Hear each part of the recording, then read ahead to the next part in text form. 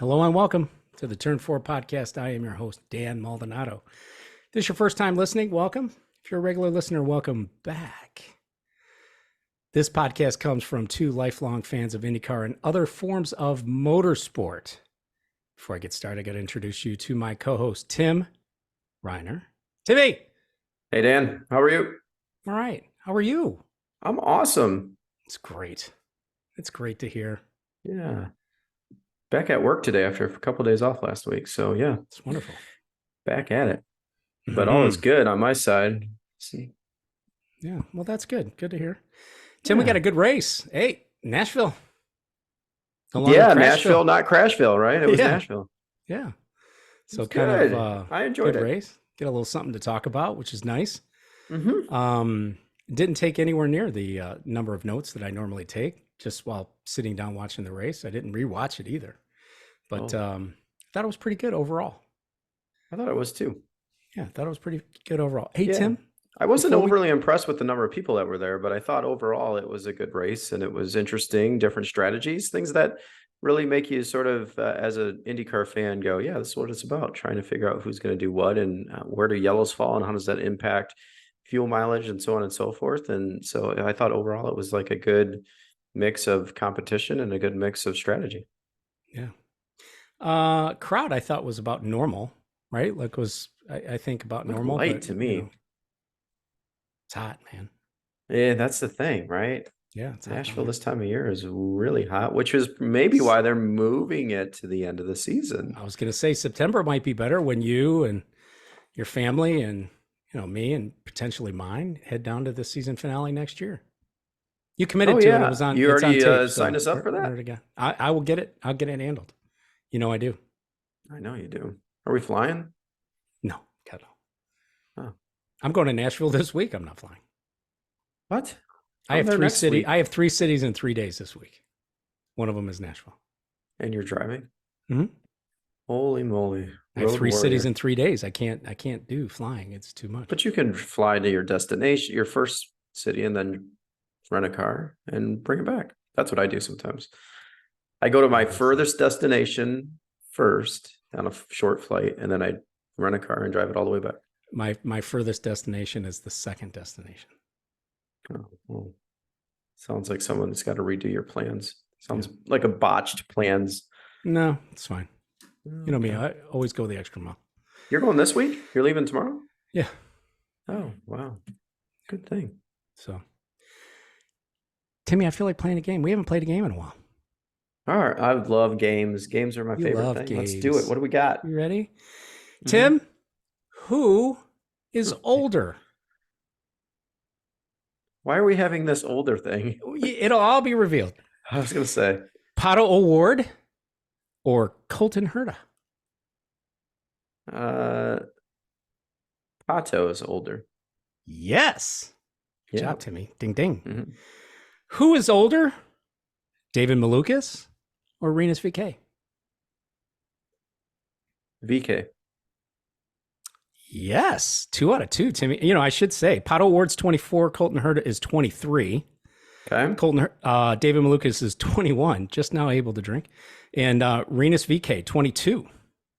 Wow. I didn't realize they were all that close. Is there a third question? I already won. If there's only 3 questions, I got 2 out of 3. So. Oh, no, there's 5. So you're going to need to. I got good odds. You're going to need to tighten it up here because it's going to get harder. Two, Tim, right. Yes. Who's older? Marcus Ericsson or Callum Ilott? Ericsson. Wrong. I thought this was the trick question. Yep. Callum Ilott is 24. Mr. Ericsson or Armstrong. Oh, did I say Ericsson? Yeah. I got to give it to you. I got to give it to you. You're right. It's Armstrong. Sorry. Wrong Marcus. Ooh, my fault. Oh, bad. Well, So bad on me. We're just going to edit that part out. Timmy, who's older? Scott Dixon or Ed Carpenter? It's got to be Ed Carpenter. It's got to be, but it ain't. Is it? Scott Dixon, 43. Ed Carpenter, 42. Last question. Timmy, who's older? I didn't think about that one because I already felt like I won, so I didn't like process it. Who's old? You don't want to win by a couple of touchdowns. You're okay with the field goal? Elio As long as- Castroneves or Okay. Tim Reiner? Tim Reiner for sure. Wrong. Elio Castroneves. Is older than me? May 10th, 1975. Oh, Lord. This is a long way of me wishing my dear co-host and friend, Tim Reiner, a happy birthday, Timmy. Thank you. Thank Everybody you. in the house says to wish you a happy birthday when I was coming Yeah. down to have the show. August 7th. Yeah. Bouncing Baby Boy. First time in pink. Mm-hmm. Yeah, it is my It looks birthday. good on you. Thank you. Thanks for playing along. Yeah, for sure. Thank you. I said I was older, though. That would make me You're older. not. Elio that would is. make him older. He's I am 1 He month turned older it, than yeah. Elio, and he is Yeah. 3 months older than you. So, Well, none of us should be driving a car at our age. nope. That's for sure. Hey, I had, so getting into this race, thanks for playing. The getting into this race, I had 3 topics in mind. Let me give you the topics, and then I want to hear your thoughts, and I'll remind you on these topics because as we Yeah. get older, we don't remember these things. The first topic, of course, was will it again be marred by a bunch of yellow flags as well as red flags, right? I mean, last year there was 36 yellow laps. In 21, which was the inaugural season, there was 33 yellow laps. The second thing I was looking for was, can Ganassi keep the streak alive and win 3 out of 3 races in Nashville? All right. Mhm. Third Yeah. one was, will Newgarden do enough to help his championship chase?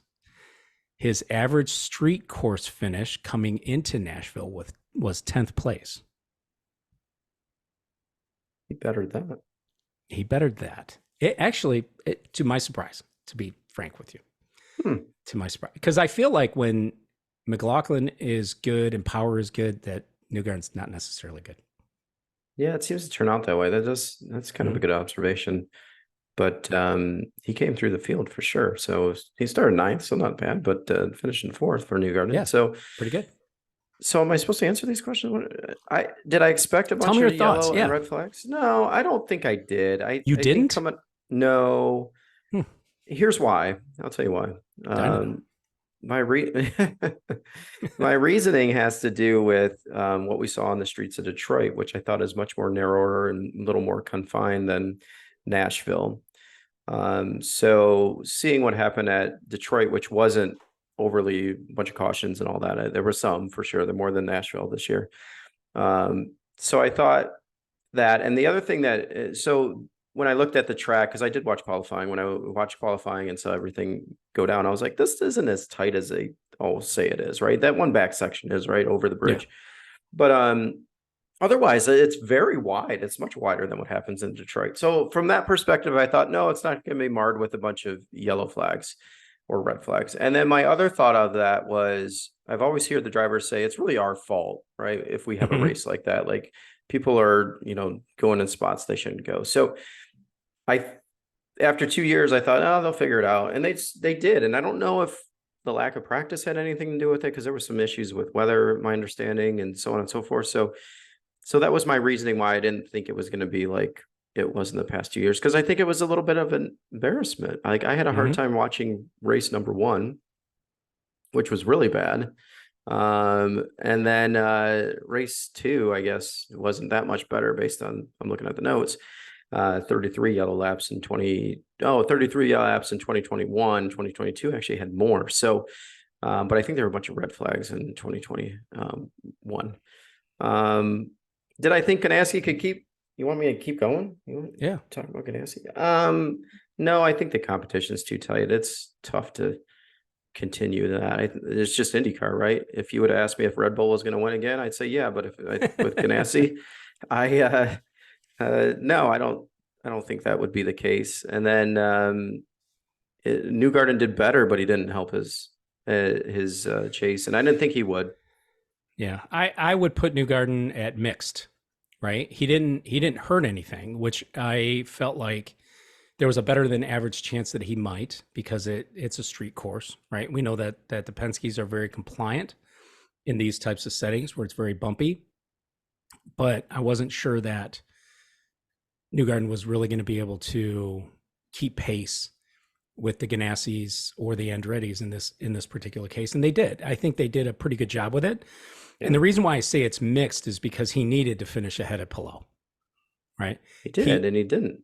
Right. He would have. He would have, and we'll get into that, but he needed to, and he didn't. So I think that, and I don't know what goes into these things. I say it all the time, right? I'm just a fan, and I'm just a soda pop salesman. I don't know how these things work out, but I think that, if you're Tim Cindric and you're Team Penske, I think what you have to do from a strategy standpoint is you kind of have to race your race. You got to know what you're doing. But you got to race Palou. Mm-hmm. Right. And at this point, there's 4 races left in the season. You have nothing to lose by being a little more aggressive. Not aggressive on track, but aggressive maybe in strategy. What do we need to do? Do we need to go off sequence? Do we need to go use the alternate tire a little differently? I think the rain this weekend kind of tricked that out a little bit, where they weren't able to understand fully what they were going to get on alternates and versus the primary tires. But I think at this point you got to be because we'll talk about it, but I think for a moment they figured they had it, but you run into a situation where you get a yellow flag, and that changes the whole outlook. He wasn't exactly pressuring Palou at all in that before that final yellow came. He wasn't really we're going to talk about it here, so I'll mention it now. He was not pressuring Palou. Palou was 2 seconds ahead. And then when Palou got the call from the stand, I think they conceded, look, we're not going to make it without a splash and go. So we need you to go. Right. And they gave him the green light. And once Palou lit it up, he moved from 2 seconds ahead to 6 in about a lap and a half. Mm-hmm. And Newgarden didn't have anything for him, even on the restart and everything else. Now, but I think Newgarden was still on some fuel save as well, and they were stretching it to make it. So I think it was kind of surprising, because he still had an advantage on him in terms of laps since pit. Yeah.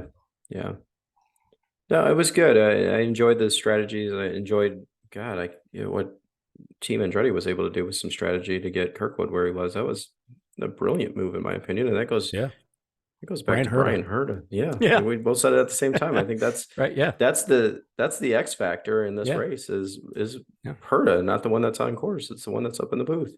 Right. Which is that's pretty amazing. Yeah. I think we were pretty good with our picks too. I mean, I picked Kirkwood for pole, Herta for wind, and Felix for the dark horse. That was a mess, but that was looking pretty good there for a while. Kirkwood took the win, of course. And then yours, Herta, Lundgaard, and Felix. Good pick. Right? Yeah, Herta qualified third. And Lundgaard finished 9th.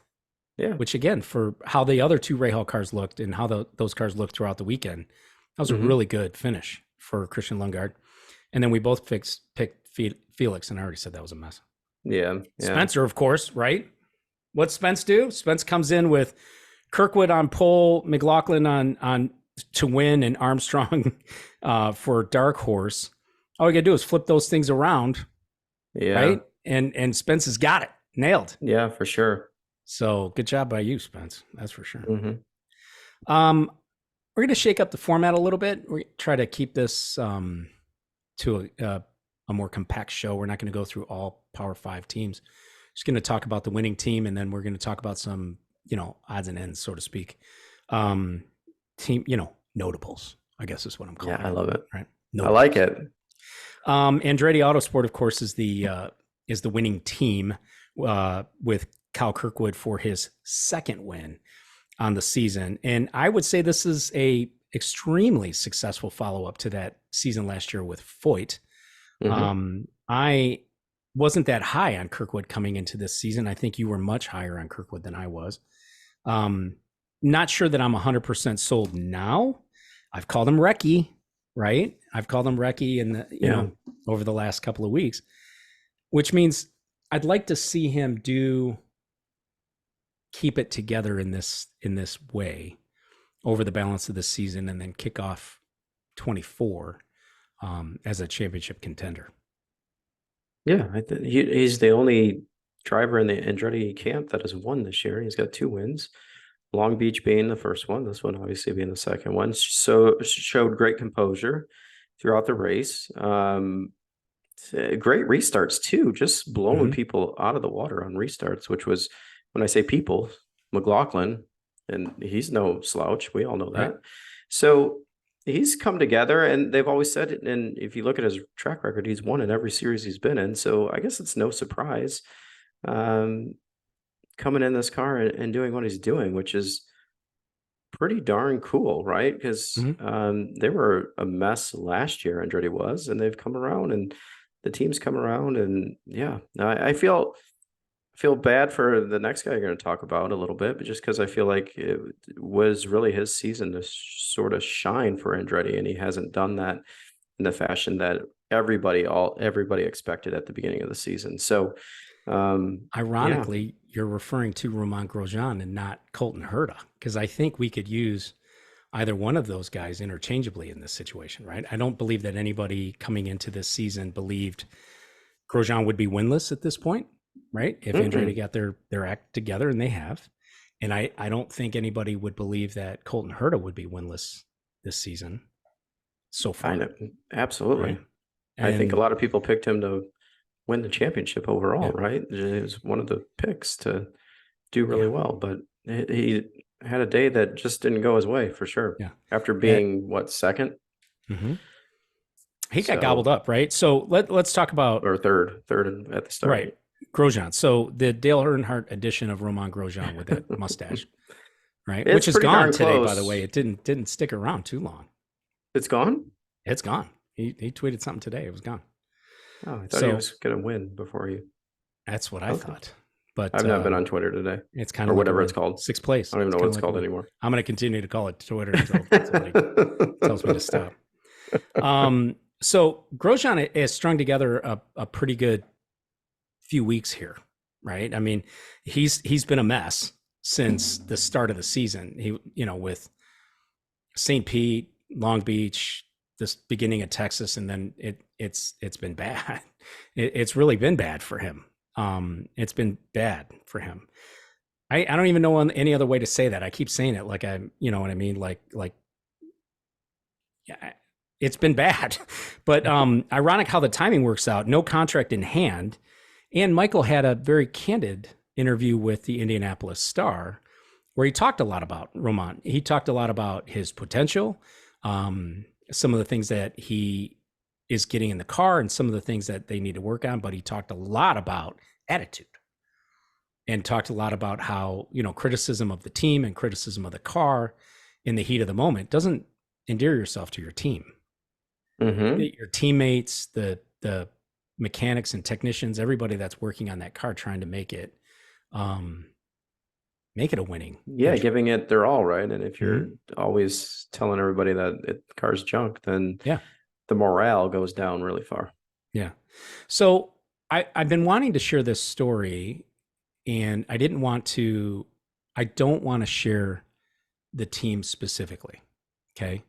But when we were in Toronto, and of course we were there just as fans, and we were there on tickets, and we were leaving, I saw a team member of a team that has not Honda or a Chevy team. Can you not been having the best season, but one of the team cars has been having a remarkable season. And I said something to that team member, something very positive, because I wouldn't throw or kick somebody while they're down. But I said something very positive to them, and they just looked at me and didn't know how to respond, and didn't give me the fist bump and everything else. And I thought, right there is, I think, things that damage those team members sometimes when they're going. And it's hard work, Tim. It's got to be, right? They're leaving their families for several days, several weeks a year, 16 races on a calendar. Indianapolis are there all month, and they're leaving their families, and they're going in, and they're getting their teeth kicked in and week out.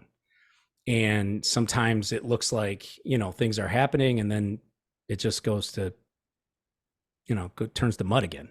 Mm-hmm. And I could see from that team member, this is a long way of saying you got to keep those guys engaged. You got to keep them happy. You got to keep them engaged. You got to keep them looking for the bright side always. Okay. Yeah. If you're in a team like Andretti where you've got Kirkwood doing what Kirkwood is doing, Herta having kind of the moments, right? Because Herta's had some moments. Yeah. And everything else that you're hearing inside of that team, but yet your guy is getting out of the car and he's complaining about the car and he's complaining about strategy and he's complaining about this and he's complaining about that. Kind of make, how much does it make you want to go that extra mile? Yeah. Right. Go that extra Put in the extra effort to get the car where it needs to be in order to be in a position to let's say just do better. Right. Yeah. Compete for podiums and whatnot. So yeah, and Grosjean and the team had a streak of, starting at Indy with 30th and then 24th and 25th, and then, a little rebound here at Mid-Ohio with a 13th, but then a 22nd, right? And then I think since then there's some momentum. You got 11th and a 12th and now a 6th. Like there's some momentum there that I think could carry you to the end of the season. And my question to you, Dan, do you think Romain could still get his victory this year? Or do you think that's out of the picture on where we're at in the season? And if you think so, he could. Where would you think that? I think he could. I think he could this coming weekend at Indy GP. Mm-hmm. Crazier things have happened. St. Louis. Well, yeah. You think even Gateway? Wow. Even Gateway. Yeah, I think that Portland.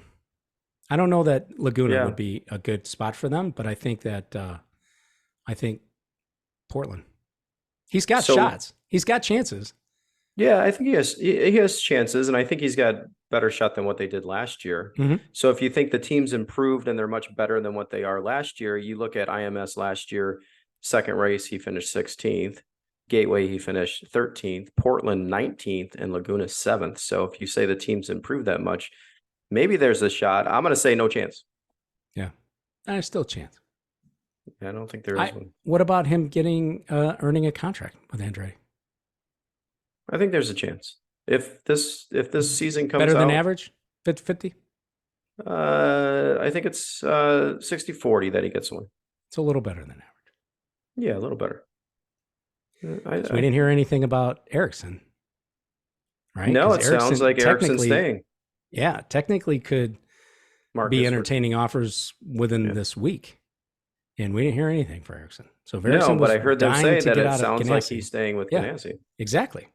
So which means I don't think... what is Michael's next best shot at that car? Yeah, it's Grosjean. But it's a 1-year deal, dude, and you need to learn to watch your mouth. Yeah, for sure. And I think that he's moved his family here. I think he wants to stay. For sure. I think he'll be there. I don't think it's going to be as silly as everybody thinks it is. And if your prediction's right, the silliness has gone out of the whole season. And your prediction is Palou may be staying where he's at. That's what you've been saying. I've been saying I don't put it at 100%. I don't put anything at 100%. You know that. Yeah. I never do. You never say never either, right? Yep. That's for sure. 21st place for Herta. I mean, it's his home race too. He got gobbled up on that restart. He just got run over. Terrible. And you saw the marbles on the broadcast, and the post race, it was terrible. And so once he got offline, there was nothing he could do. The tight nature of that course, he just got battered. Yeah. And pushed to the back, and that was it. And that was 5, game over 6, for him. 7 places. It was Yeah. I can see that though. I think a lot of this is about momentum, and once you lose that momentum and you've got cars that are equally sort of set up, and you got cars that are equally as powerful, that once you get off the side of the track, and they're going to just steamroll you, roll right by you. Right. And that's what happened. And even into the fence, right? Little bump in the fence. And then you have to go through the runoff. I think he gained 2 spots doing that is what they said. But, he already lost about 20, so gained 2 more back. Well, he got hit by the teammate, Kirkwood, the eventual winner. He got hit by Power. He got hit by Dixon. Yeah. and whoever else, and then he was offline. So he was then he had to come in and fix the Yeah, car or do was it. something, and you get a 21st place. Yep, that was That it. surprises me, after starting third where he was, and the year that he hit the wall while chasing the leader down and would have had that race. So it's been a really disappointing year for Herta. Yeah. Herta started third, Grosjean started sixth. There was a little thing in qualifying. It for the listeners, in that final shootout, that fast six qualifying, Herta was upset with Grosjean's pit stand, but as much as we wanted to make it a Grosjean thing, I think it was the pit stand where Colton was upset that they had sent Grosjean out. I was actually texting with Spencer at that point, and that was my point exactly to Spencer was Grosjean goes when they tell him to go. He doesn't know where Colton Herta is on track. Mm-hmm. So to me, I put that on a lack of communication across the Andretti organization. Mm-hmm. Did Colton need to go down there? Maybe. It was kind of weird. But, how did you see it? You saw qualifying. I did. I don't remember that scenario, and I don't remember them talking about it. So I'm a little. I guess my point is going to be there's 6 cars on the track. You should be able to find an open track. It's only 6. I know, and so shame on the team for sending him out and getting in the way. So that's not a good situation, and there needs to be better team communication to make that not happen again. I agree. DeFrancesco finishes 26th. He had a few decent results coming into this, and he's out of a job at this point, so I don't think that there's anything. Whatever was going on with his livery, I was not a fan. So no, it's the SpongeBob SquarePants car. Right. Well, those are the colors, yeah, for sure. Yeah, I mean, Ric Flair. I'm in the beverage industry. I didn't even know Ric Flair had a energy drink. I think that's what it was, right? That they were talking about.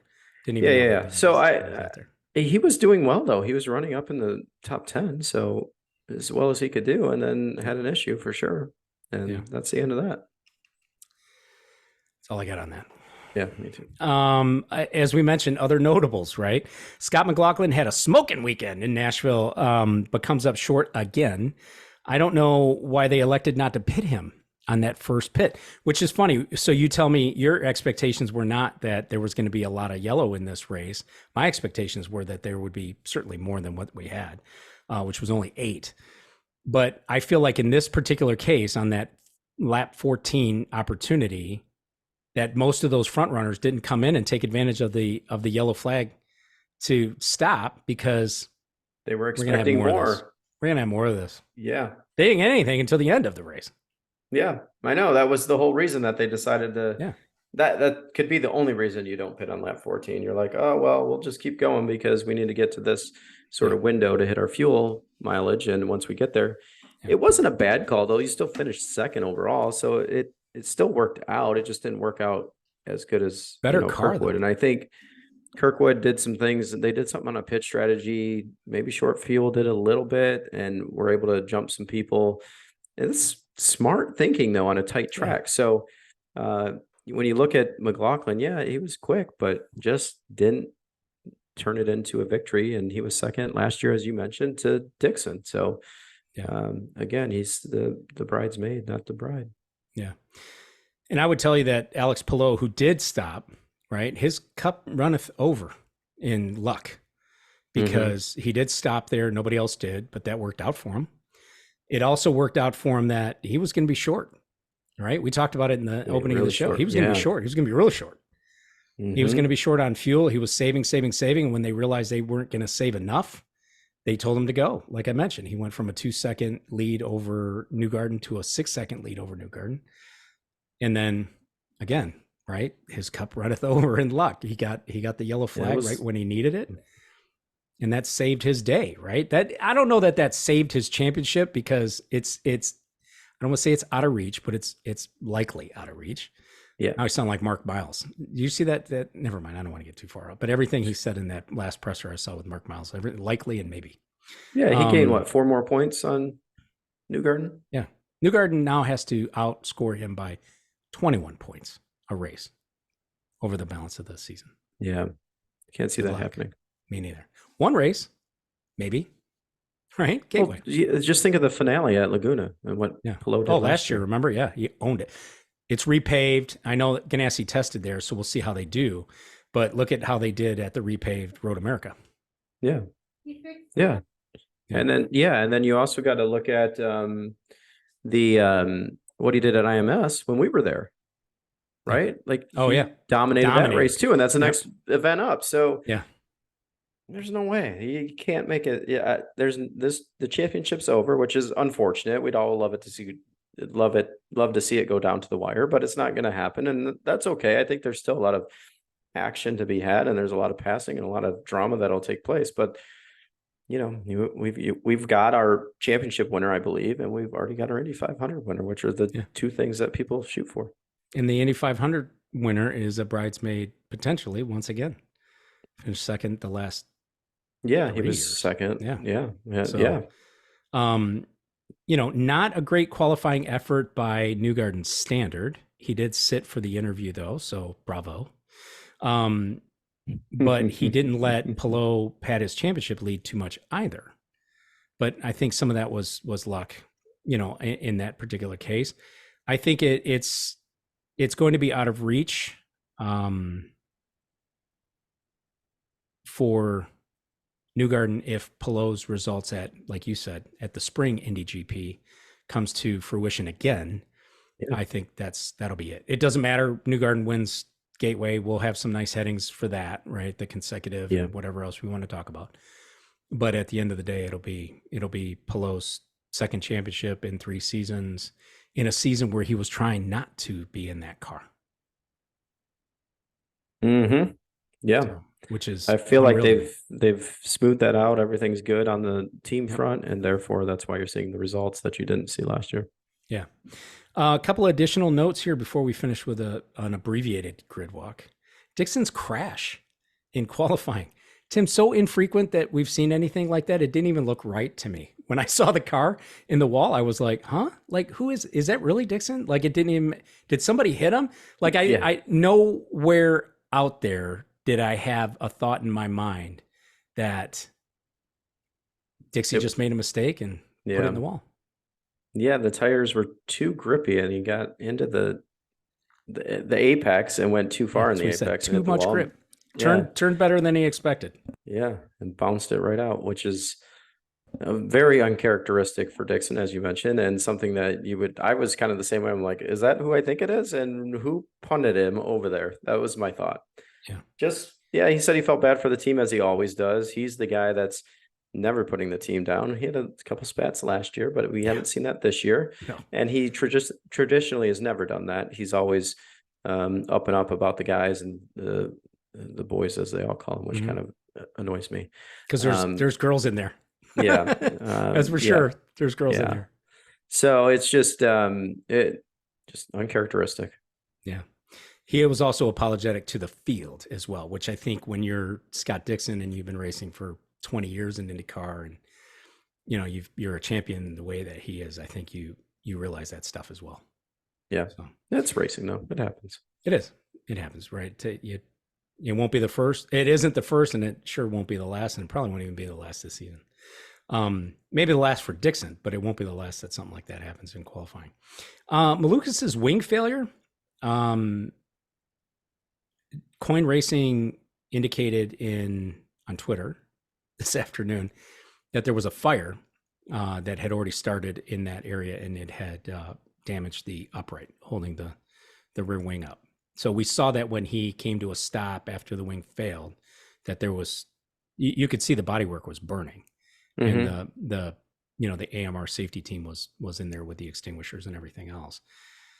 It's funny, the broadcast said they couldn't remember the last time that happened. I don't know if this is the last time that happened, but Tim, do you remember something like that happening? I think there was one in Pocono. Oh, a rear wing went out. Who was it? It was on a. was on a Penske, is my understanding. This is my memory. Like Spencer's gonna have to fact check me on this. And the wing came off. They bolted a new wing on. It was his teammate's wing, so it was a different color. That's what I remember. So yes, I don't remember that. It was 80s, or I think it was late 80s. All right. Well, I got something a little more recent history for you. What do you got? In 2007, Helio Castroneves had a comfortable lead in the ABC Supply AJ Foyt 225 at the Milwaukee Mile. His wing failed. Oddly enough, it happened to Helio's then teammate. Do you know the name? Sam Hornish, as well. Nonetheless, they left Mr. Tony Kanaan, Ironman Tony Kanaan, to go on to win that race for Andretti Autosport, in case you're keeping score at home. That's the last time, Tim, I can remember a rear wing failure in a race like that. Mine dates back further. I think there was one, but I did not do my research on that, but it's all right. It's okay. Any minute for me to talk about the Milwaukee Mile, because, I'm jazzed up about that. It'll be a fun race. I can't wait. A couple additional notes, odds and ends. Jack Harvey, who has about as much luck as Colton Herta at this point in the season, got caught up in a crash in the late restart that ended his day. I note this because, I like Jack. It's my show, so I get to talk about it.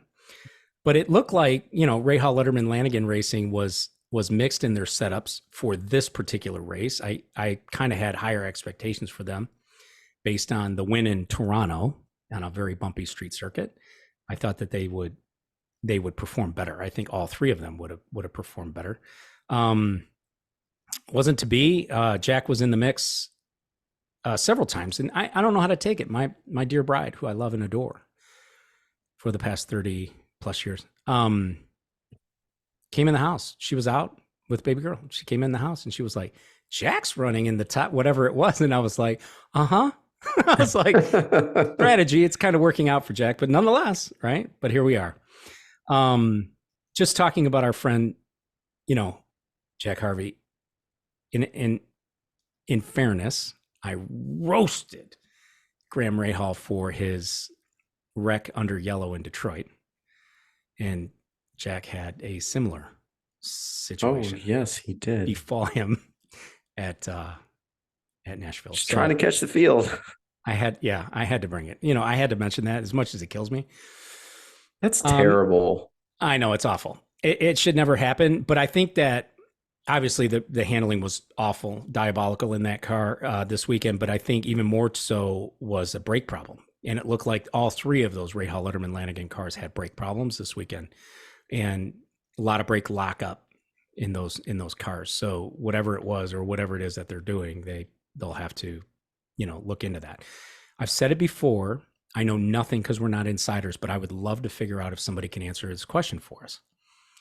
Notice how much brake dust comes out of the Chip Ganassi cars during pit stops? More than anybody else I see out there. And I haven't watched that closely, that again, it's their cars versus others. Yeah. In Nashville, tons of brake dust coming out of those cars. Could be, I don't know if brake ducts are a development opportunity for teams, and there could be something different with what Ganassi does. It looked like the Andretti cars were running a lot of rear brake duct in this race, because my favorite angle of the onboards is the back, where you get to see the suspension kind of bouncing. I love that. But you could see that brake duct in the back of the Andretti cars back there. So could be something there, but nonetheless. Graham held steady with start and finish at 15th. Lundgaard continues to be the Rahal Letterman Lanigan whisperer with a 9th place finish. I mean, he just continues to rake in points against names like Herta, Rossi, Felix Rosenqvist, Romain Grosjean, and he's holding steady in the top 10, which, for as quote unquote bad as this team has been, that's a remarkable situation for Lundgaard. Yeah. No, I think I just want to talk about roasting a team. I feel like that's all Graham does. He complains about how bad the car is. And so if morale is a thing, on the building, he feels like emboldened to do it. But come on. it won't turn. It doesn't do this. Yes, I need tires now. I got to come in now. Like, Yeah. come on, get in there and then do something, right? Go and be part of the solution and not just tell everybody what the problem is kind of how I see it. And maybe he's in there doing his thing, but I see other things taking place. Is the shop in like outside Carmel, Indiana, or is it in Napa?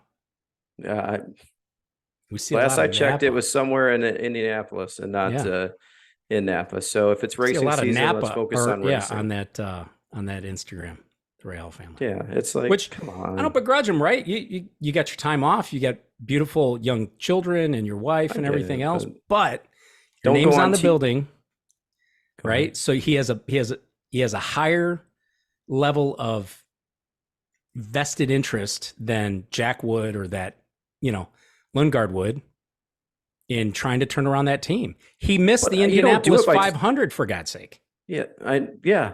Right? I mean, he got booted from it by his own teammate, and they were battling for last place. Yeah. But you don't fix it by babbling on TV about how bad your team is. I agree. I'm with you. 100%. That's not the time or place. Yep. You could say, the car was off a little bit. The boys have been working hard. Yeah.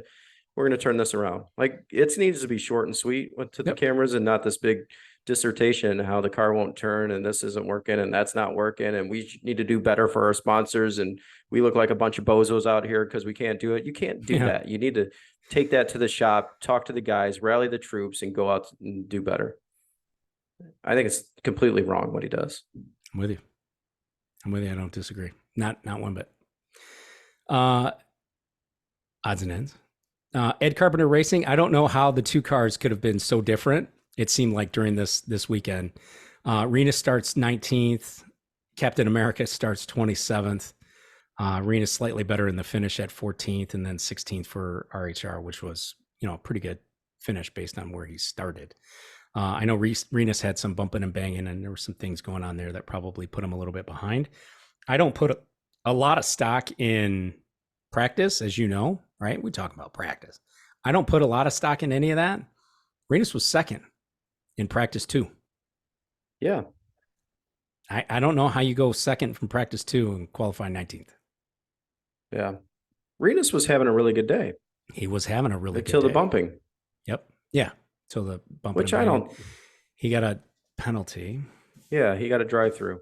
Yep. So think if he didn't have a drive-through. He was up in the top 5. Yep. 6, whatever it was. He was up there. Avoidable contact. Lap 55. So got to clean that up. Call. Well, me neither. I thought that call was terrible. I think even the booth guys did. Thought that call was not good. We'll see. Indy Road Course, I think, will be a decent opportunity for him to show something. He's got one more year with that team, and then we'll see what happens to him. But I don't know. He has one win, Indy Road Course. He has one win. So, I think his potential is higher. I think I already got your pick. You just told me. Let me write it down. I don't. You know what's funny? I didn't even do my picks. I just did right there. You did, subconsciously you just picked There's it. no way. He might be your dark horse. I'm going obvious. Palou. You're like, I don't need to put it down early. I already know. Yeah. Palou, Rosenquist. There you go. I just did my picks. You heard it early in the show, folks. Palou, Rosenquist. I'm writing down. That's what I got there. So, silly season news, really nothing of substance. We know that Ericsson was free to begin negotiating with other teams August 1st. The only thing that we've seen, or at least that I've seen and read on all the various publications, is, everything and nothing depends on what Palou's plans are for next year. Mm-hmm. So I guess somewhere in between there's the truth. 10 cars, 10 drivers, I suppose, are locked in for 2024. 17 are looking for a new deal. Oh, that's a lot. I didn't realize that was the ratio. It's kind of crazy, isn't it? It is a little crazy, but it hasn't been talked about, to your point, right? It hasn't. On the down low. And I want to put something in the universe here, Timmy. All right, do it. A lot of teams snoozed on Linus Lundqvist, or Linus, right? Yeah, can we call him Linus? Isn't it pronounced Linus in the US? I thought it was Linus. So I don't know. It is a lot Linus, of teams snoozed on Linus, Last year, he was the Indy Next champion. And did you see how good he was and how quick he was? Oh man, elevated that team because even Elio had a decent turnaround. Yeah, totally.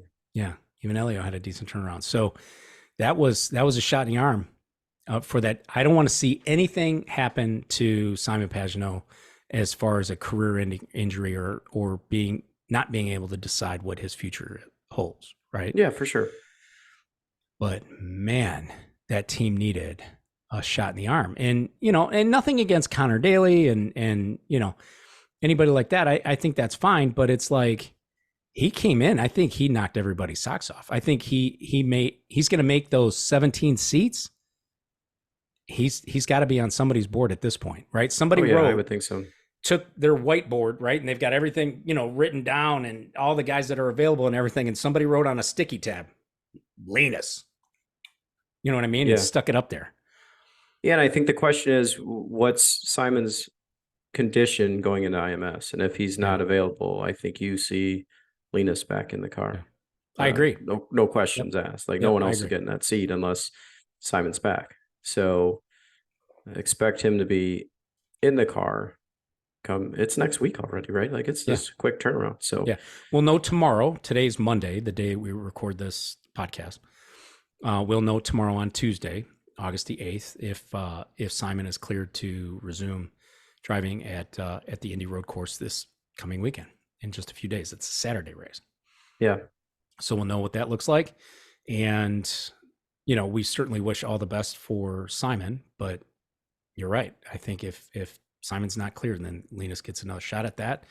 And Tim, I hate to say it, I don't know Jack, but I feel like that's where Linus lands. If Jack gets oh, you think so? Yeah. Take what you can get. He tested for the team.